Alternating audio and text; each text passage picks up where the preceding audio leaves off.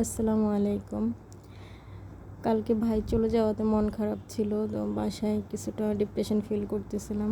ভালো লাগতেছে না, কোথাও থেকে ঘুরে আসতে ইচ্ছে হইতেছে। আর অনেক দিন হয় হাঁটি না, প্রায় 1 মাসের ওপরে হবে। আরও শীতের সিজন পুরোটাই হাঁটি নেই, তো একটু হেলদিও হয়ে গেছি। তো সেজন্য আজকে ফার্স্ট হাঁটতে বেরোলাম।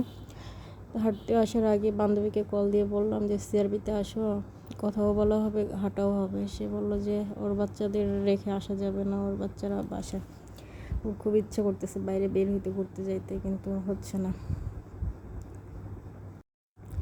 তারপর আর কি, তো ও যেহেতু আসবে না, তো আমি বের হইলাম হাঁটার জন্য। তো আমি কুত্তা বাংলার দিকে রওনা হয়েছিলাম। তো এই দিকে একদম হঠাৎ করে দেখি যে আমার আরেকটা বান্ধবী আমাকে চিনে ফেলছে। ও ওর বাসায় গেস্ট আসছিলো, ওরা যাচ্ছে গিয়ে বরিশাল। তো ওইখানে ও আমাকে হাত ধরে দাঁড়া করে রাখছে, দাঁড়া করে রেখে এখন ওদের বাসার দিকে নিয়ে যাচ্ছে। আর আমাকে বলতেছে, তুমি যতই নেকাব পরো, যতই বোরকা পরো, আমি তোমাকে চিনতে পারি। তো আমি বলছি, সত্যি তুমি চিনতে পারো? এটা শুধু তুমি না, অনেকেই চিনতে পারে। এটা কেন চিনতে পারে আমাকে বলো তো? বলে যে তোমার চোখ দেখে চিনতে পারে। বলছি, ও আচ্ছা। তারপর ওর বাসার দিকে নিয়ে যাচ্ছে, নিয়ে যাওয়ার পরে এখানে বলতেছে সামনে ওর ছেলে খেলতেছে। অনেক কথাই বলতেছি আমরা। তো আমাকে বলতেছে কোথায় যাচ্ছিলাম, আমি বলছি কুত্তা বাংলা দিয়ে। বলতেছে কেউ আছে নাকি দাঁড়ায়? বলছি না, কেউ ওরকম কেউ নেই, এমনি হাঁটতে গেছিলাম। তো এইখানে ওর ছেলে খেলতেছে। ওর ছেলেকে ডাকি, বলতেছে বাবা দেখো দেখো কে আসছে।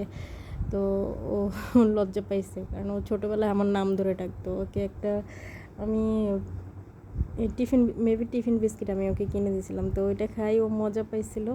তো ওর আব্বুকে বাসায় এসে বলতেছে, আব্বু তুমি ওই বিস্কুটগুলো আনিও যেগুলো আমাকে নিপা দিছে। তো ও সচরাচর সবার সামনে আমাকে আন্টিও ডাকে না, অন্য কিছুও ডাকে না, নাম ধরেই ডাকে নিপা। তো এখন অনেকটা বড় হয়েছে, সেজন্য লজ্জা পাইছে। তো বান্ধবীর বাসায় কিছুক্ষণ কথাবার্তা বলার পরে বলতেছি বাসায় ভালো লাগে না, চলো ঘুরে আসি। তো দুই বান্ধবী এদিকে ওর এরিয়া আমাকে ঘুরে ঘুরে দেখাচ্ছে। তো ওইখানে একটা ওই যে গাড়ির ড্রাইভার গেল, যে এটা কি গ্রামার স্কুলের। তো আমাদের দুই বান্ধবীকে সাইডে দিচ্ছে না, আমরা যেদিকে যাচ্ছি সেদিকে যাচ্ছে। তো বান্ধবী বলতেছে এই লোকটা কি আমাকে দেখে পাগল হয়ে গেল নাকি কোনো। তো এদিক থেকে দেখাচ্ছে ঈদগাহ মাঠ দেখাচ্ছে। তারপরে এই যে ড্রামের ঢাকনা দিয়ে দেওয়ালগুলো বানাইছে, এগুলা সেই ছোটোবেলায় দেখছি প্রথমবার। চাচি ঘুরাইতে নিয়ে গেছিলো, বড় চাচি। তারপর ঘোরাফেরা শেষ, বান্ধবীর বাসা থেকে বের হয়ে যাচ্ছে। তো আসার সময় আবার এই শিলা লতিগুলো দেখলাম, তো বাসার জন্য আধা কেজি কিনে আনলাম। এখন লতি আনছি, রান্না করব কি দিয়ে। এই জন্য মাছ বাজারে ঢুকছিলাম, মাছ বাজারে ঢুকে চিংড়ি মাছ পাই নাই। তো দেখলাম যে কই মাছ আছে, তো আধা কেজি মাছ কিনে নিয়ে আসলাম। অনেক দিন হয় খাই না মাছ। আইনা আমি টেবিলে রাখছি আর একটু রেস্ট নিতে গেছি, আর মাছ সব ব্যাগের থেকে বাইর হয়ে এদিক ওদিক ছড়াই আছে।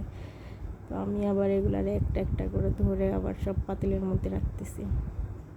মানে আমার মাছ খাওয়ার স্বাদ মিটাই দিবে আজকে এগুলা। কি কাতরাচ্ছে। কেউ আবার আমার ফ্লোরের দিকে তাকায় না, আমার ফ্লোর অনেক ময়লা হয়ে গেছে। ঈদের পর থেকে আমি আর মোছা লাগাই নেই, কারণ বাসায় মেহমান, আমিও দাওয়াত খেতে যাচ্ছি, সবাই আসছে আমার বাসায়। তারপরে ইলেকট্রিকের কাজ, ঘরে অনেক কাজ চলতেছে। তো ধুলা ধুলা হয়ে গেছে, একদম ময়লা হয়ে গেছে, সময়ই পাই নেই ফ্লোর মোছা।